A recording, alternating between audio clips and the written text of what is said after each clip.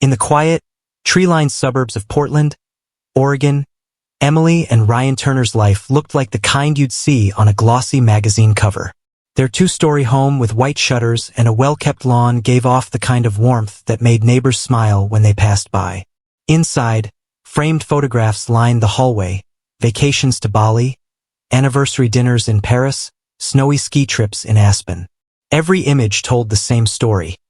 A couple deeply in love, traveling the world, and living the dream.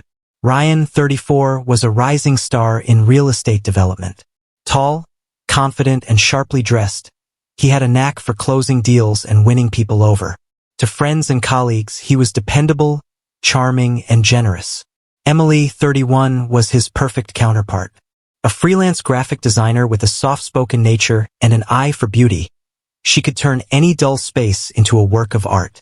Her laughter was light, her manner warm, and her friends often described her as the kind of person you just feel safe with. On the surface, they were a perfect match, two people who seemed to have found both love and success early in life. Their 5-year marriage had weathered a few bumps, but nothing major. Or at least that's what everyone believed. What most people didn't know was that Ryan's booming career came with a cost. His days were long, often stretching late into the night with client meetings, site visits, and business trips. The couple's romantic dinners were frequently replaced with Ryan's quick bites at his laptop, and their weekend getaways had slowly been replaced with maybe next month promises. Emily tried to fill the loneliness with her design work, hobbies, and evenings spent with friends, but the absence was starting to gnaw at her. She loved her husband, but she often felt more like a supporting character in his life than an equal partner. In quiet moments, she wondered if this was just what marriage was. If all couples eventually traded passion for stability. Still, she didn't complain much. To the outside world, they had everything. Love, comfort, and a future that looked nothing but bright. Even Emily told herself they were fine. But the cracks in their marriage were about to widen in a way no one could have predicted. And the catalyst for that change was someone very close to them. Someone Ryan had trusted his whole life. The trouble began with an idea that was supposed to bring the whole family closer together. Daniel Turner was the kind of man people noticed the moment he walked into a room. At 31, just 3 years younger than Ryan, but where Ryan's demeanor was polished and controlled, Daniel's was untamed and magnetic. He dressed casually, laughed loudly, and had a way of making strangers feel like old friends within minutes. In the Turner family, Daniel was both loved and worried about. He had never settled into a stable career, instead hopping from one job to the next. Bartender, tour guide, surf instructor, collecting stories and experiences instead of paychecks. He wasn't irresponsible exactly, but he had a restless spirit that didn't fit into the traditional mold. While Ryan built skyscrapers, Daniel backpacked across Asia. While Ryan attended business galas, Daniel was somewhere on a beach in Costa Rica teaching tourists how to ride waves.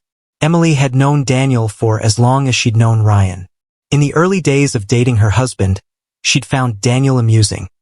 A free spirit who didn't care what people thought. At family gatherings, he was the one keeping the mood light, telling wild travel stories, and pulling everyone into laughter. But underneath that easy charm, there was something else.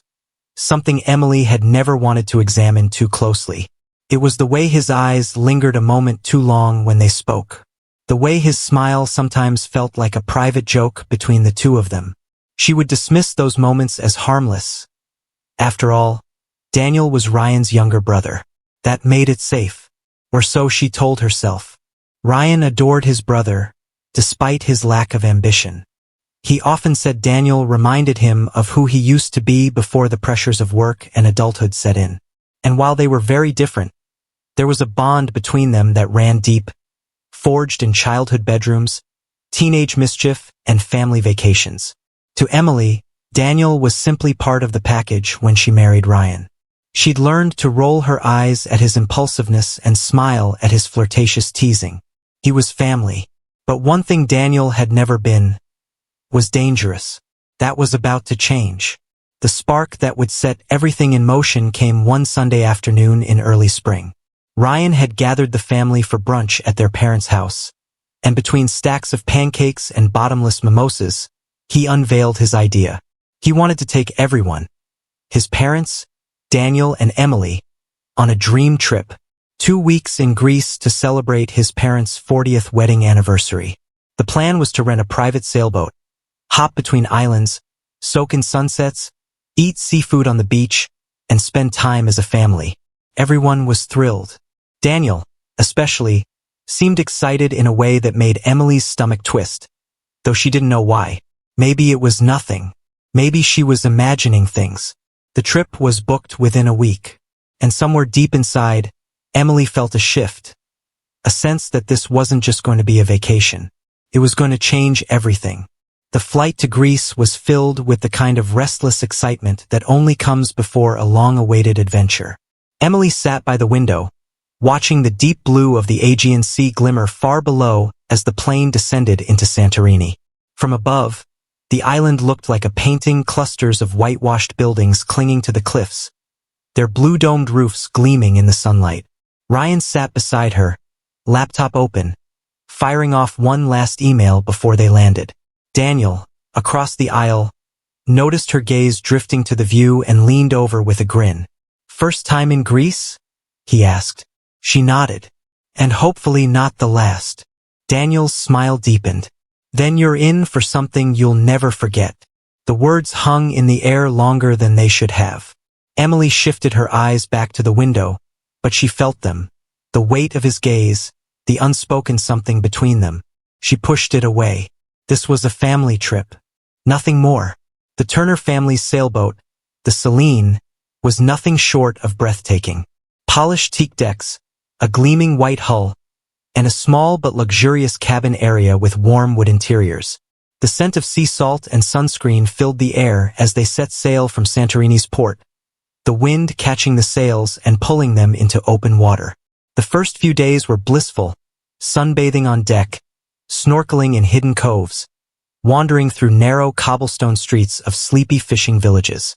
Emily found herself smiling more, feeling lighter than she had in months. But while Ryan was physically there, his mind often wasn't. He took calls from the deck, spoke in hurried business jargon, and slipped below to check emails while the others explored. He was doing his best, she told herself.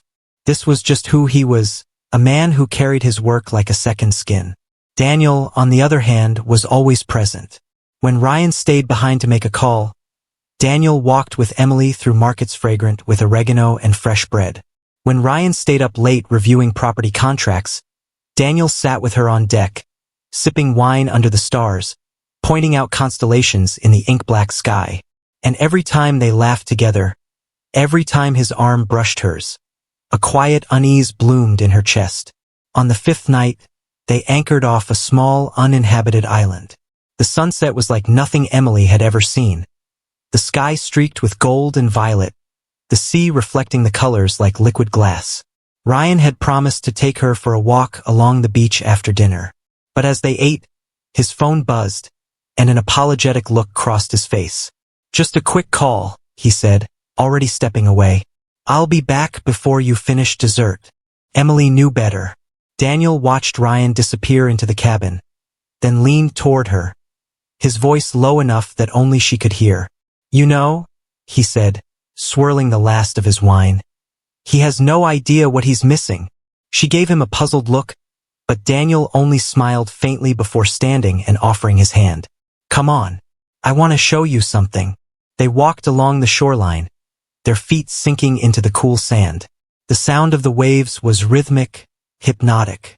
Daniel led her toward a rocky outcrop where the water shimmered in the moonlight, phosphorescent plankton glowing faintly with each ripple. "It's beautiful," she whispered. "Yeah," he said, his eyes on her, not the water. For a moment, neither spoke. The world was just waves, moonlight, and the pounding of Emily's own heartbeat. Then Daniel reached out and tucked a strand of hair behind her ear. His fingers lingered a moment too long. She should have stepped back. She should have laughed it off, turned away, gone back to the boat. But she didn't.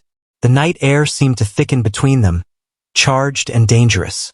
And though no one saw what happened after, it would become the unspoken truth that unraveled everything. By the time they returned to the boat, Ryan was asleep in the cabin, his phone still in his hand. Emily lay beside him, staring into the dark, her mind a tangled mess of guilt, adrenaline, and something she didn't dare name. It was still only the first week of the trip. The worst was yet to come. The day began like any other. The sea calm, the horizon endless, the air warm enough to make even the most restless soul feel content. The Celine glided through the water, the sails snapping softly in the wind. The plan for the day was simple. Ryan would take a ferry to Athens to meet a high-profile client for a few hours, then rejoin the boat by evening. When he kissed Emily goodbye that morning, she told herself there was nothing unusual about the way her stomach twisted. "Don't get too bored without me," he said with a grin before stepping onto the dock. Boredom, as it turned out, would not be her problem. The rest of the family decided to spend the afternoon relaxing on the beach near the harbor, but Daniel suggested something else. "Why don't we take the boat out for a short sail?" he asked Emily. "Just us. We can be back before they even notice." It was reckless, unnecessary, and exactly the kind of thing Daniel thrived on. An hour later, the two of them were alone on the Celine, the coastline shrinking into the distance. The water glittered like polished glass, the only sounds the creak of the mast and the rhythmic slap of waves against the hull. Emily stood at the bow, hair whipping in the wind, feeling the strange exhilaration of freedom. No husband, no expectations, just the open sea. Daniel was at the helm, shirt unbuttoned, sun glinting off his skin. Every time she glanced back, his eyes were on her. By late afternoon, they anchored near a small, deserted cove. The water here was crystal clear, the beach a narrow strip of pale sand framed by jagged cliffs. Emily slipped off her sundress and dove into the water, the coolness a shock against her skin. When she surfaced, Daniel was already in the water beside her, smiling like they shared some unspoken secret. They swam to shore and stretched out on the sand, letting the sun dry their skin. Conversation drifted easily, childhood memories, half-serious dreams, jokes, about who would survive if they were stranded here. But under it all, there was a current pulling them closer. Daniel rolled onto his side, propped up on one elbow, and looked at her for a long moment. "You know," he said quietly, "I've never been jealous of my brother until now." Emily's pulse quickened. "Daniel, I'm not supposed to feel this way," he interrupted, his voice low but certain. "But I can't stop. I don't want to stop." She should have walked away. She knew that. But instead, she held his gaze. And then he kissed her. It was a slow, almost hesitant kiss at first, a question rather than a demand. But when she didn't pull back, it deepened, the world narrowing to nothing but his hands in her hair and the rush of blood in her ears. By the time the sun slipped low on the horizon, the line between them had been crossed completely. Neither spoke much on the sailback. The air was heavy with something that felt equal parts thrill and dread. Emily's mind raced with what they'd done, but Daniel seemed calm, almost satisfied, as though this had been inevitable all along. When they returned, Ryan was still in Athens, his meeting running late. The family thought nothing of their absence. Emily smiled, laughed at dinner, and acted as though the day had been nothing more than sun and sea. But lying in her cabin that night, listening to the gentle rock of the boat, she knew everything had changed. Somewhere deep down, she also knew this was not a secret that could stay buried forever. Back in Portland, the trip to Greece quickly faded into memory, at least for everyone else. The photos were posted online, the souvenirs unpacked, the polite conversations with friends about how magical it was came and went. But for Emily, the trip had left something far more tangible behind. First, it was just a feeling. She woke earlier than usual, her stomach unsettled in the mornings, her appetite unpredictable. She dismissed it as stress, jet lag, maybe even a lingering stomach bug. But when her period was late, 2 weeks late, she bought a pregnancy test. She took it on a rainy Tuesday morning, when Ryan had already left for work. She stood barefoot in the bathroom, holding her breath, watching the small window on the test strip. 2 pink lines. Her heart thudded in her chest. She set the test down as if it might burn her. A swirl of emotions hit her all at once. Shock, fear, and, beneath it all, a faint thread of something she didn't want to name. It should have been a moment of pure joy. She and Ryan had talked about having children someday. But that someday was supposed to come with excitement, celebration, and certainty. Not like this. Not when she couldn't say with complete honesty whose child it was. Ryan's reaction, when she finally told him, was exactly what she had expected on the surface. Joy, surprise, and a hint of pride. He lifted her in his arms, kissed her, and talked about baby names and nursery colors. But as the weeks passed, cracks began to form in his enthusiasm. One night, over dinner, Ryan asked casually, "When exactly do you think it happened?" Emily froze, her fork halfway to her mouth. "What do you mean?" "Well," he said, trying to keep his tone light, "I was just thinking about when I was in Athens. During the trip. It's funny. I guess it must have been earlier in the vacation." Huh. Her throat tightened. "I don't know, Ryan. I'm not keeping track like it's a science experiment."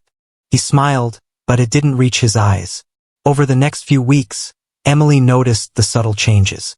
Ryan started watching her more closely. Questions that seemed casual on the surface began to have sharper edges. He asked about her days, who she'd spoken to, where she'd gone, but always with an undertone that made her uneasy. And then there was Daniel. Since returning from Greece, Daniel had kept his distance. No calls, no texts, no surprise visits. Emily told herself it was for the best. But the silence between them didn't feel like closure. It felt like pressure building in a sealed room. The moment that shifted everything came during another family gathering. This time at Ryan's parents' house. The table was crowded with food. The air filled with the smell of roasted lamb and garlic bread. Wine glasses clinked. Laughter rose and fell. And then Daniel, halfway through his second glass of wine, leaned back in his chair and said with a smirk, "Hey, Emily, remember that magical night under the Greek stars?" The room fell silent for just a second too long. Ryan's head turned slowly toward her. Emily felt her pulse spike, her face flushing hot. She forced a laugh. "I think you've had too much to drink, Daniel." But the damage was done. Ryan didn't say anything then. He didn't need to. The way he looked at her said enough. Suspicion had just crossed the line into certainty. The drive home from Ryan's parents' house that night was almost unbearable. Emily sat in the passenger seat, her eyes fixed on the blur of streetlights passing by, her stomach knotted. Ryan's hands gripped the steering wheel too tightly, the tendons in his forearms standing out. He hadn't said a single word since they left the dinner table. Every second of silence felt heavier than the last. Finally, as they pulled into their driveway, he spoke. "What did Daniel mean?" Emily kept her voice steady. "He was just joking. You know how he is when he drinks." Ryan turned off the engine and stared straight ahead. "No, this wasn't a joke. He was talking about something. And I think you know what." Her pulse thudded in her ears. "Ryan, please, don't." His voice was low, cold. "Just tell me the truth." She opened her mouth, but nothing came out. She wanted to deny it, to hold the line, to protect the fragile life growing inside her. But his eyes, sharp, searching, full of hurt, cut straight through her. And in that moment, she knew the lie wouldn't survive. They sat in the parked car for almost an hour. First, she insisted nothing happened. Then she admitted there had been a moment. Finally, under his relentless questions, she told him the truth. The night on the beach, the cove, the kiss that had gone too far, the fact that she didn't know whose child she was carrying. Ryan's breathing turned ragged. His knuckles were white against the steering wheel. For a moment, she thought he might hit something or someone, but instead, he got out of the car without a word, slamming the door so hard the windows rattled.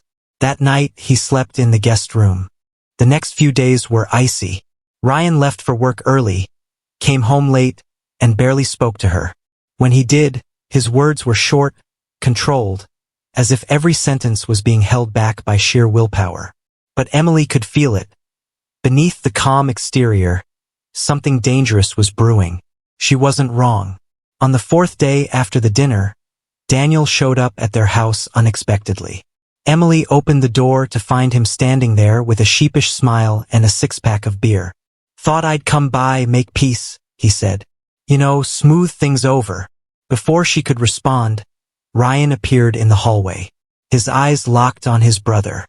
"Perfect," Ryan said flatly. "We do need to talk." Emily watched from the kitchen as the two brothers sat in the living room. At first, the conversation was quiet, almost civil. But within minutes, voices were rising.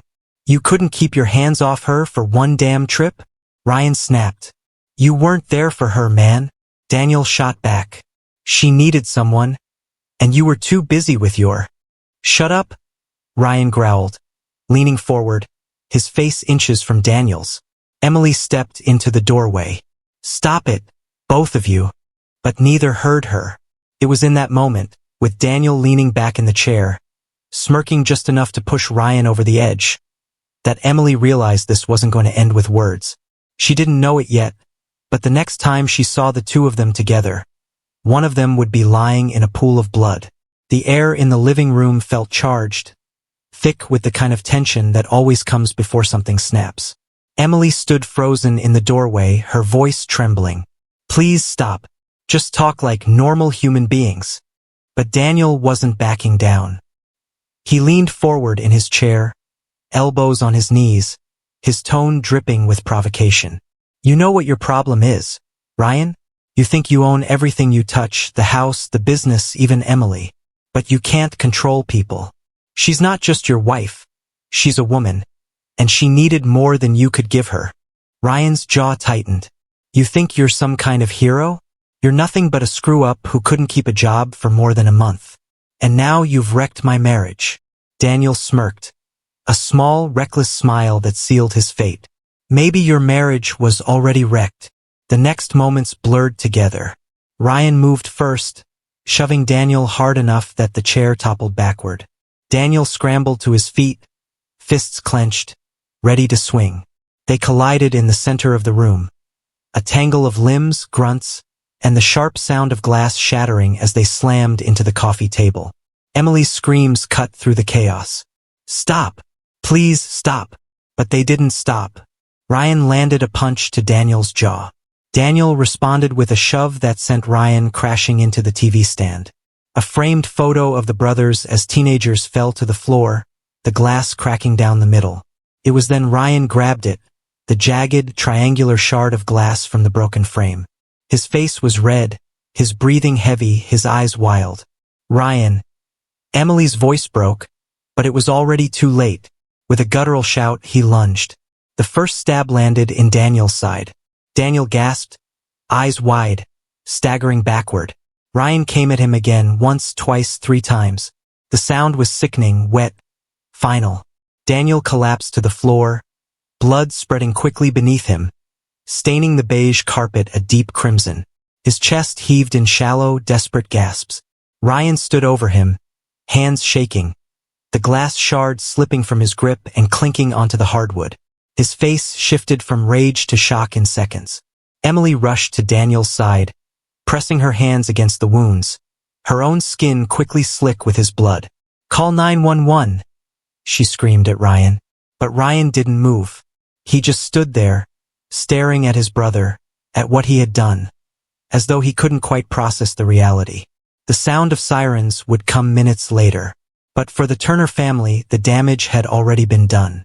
The confrontation was over, and the bloody tragedy had begun. Blood pooled across the floor. Daniel died before help could arrive. Police arrived within minutes, knife in hand. He didn't resist. He just muttered, "He took my wife. He took my life." The trial was swift. Michael was sentenced to 25 years in prison. Laura gave birth while he was behind bars, the child's paternity still officially unknown. The dream trip that was supposed to bring them closer had destroyed the family forever. The baby grew up with a fractured history, and the shadow of betrayal never faded.